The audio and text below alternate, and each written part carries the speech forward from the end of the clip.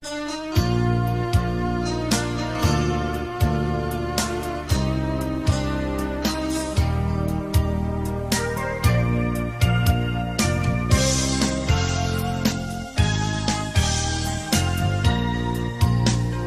pui thăng van zol la her lai le zan tiang chol tha pui le si ar zong pon an khum zo reng hian o ka ring ai lo thin la ya ka ve o ka hil lo di ka về rèn chuyên chế lấy riêng lăng như sắc minh môi chạm rèn lên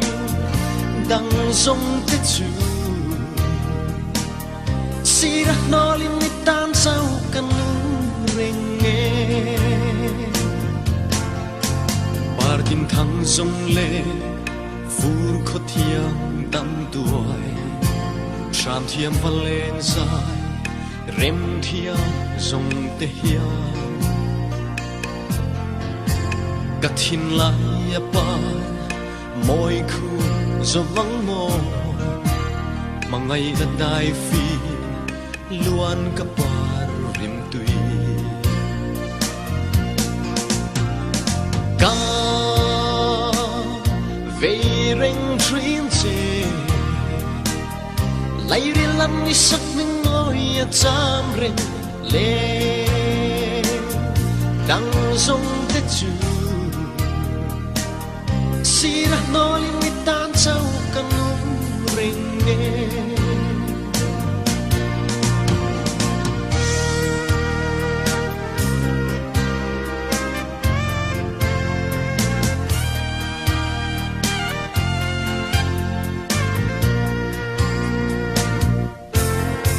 lên đằng tôn na vul tur na don changin thin lai na hian luai khi kan nul trina mak se an ka nem ka don changin lungai chung pui ji o kiang le tri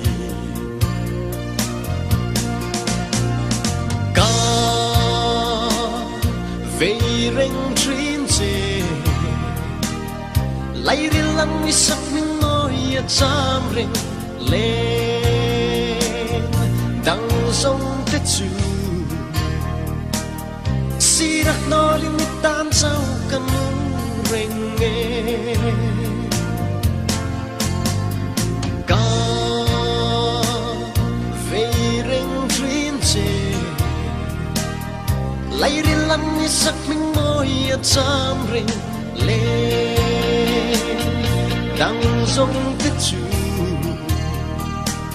si ra nó liên mi tan sau căn rèn nghe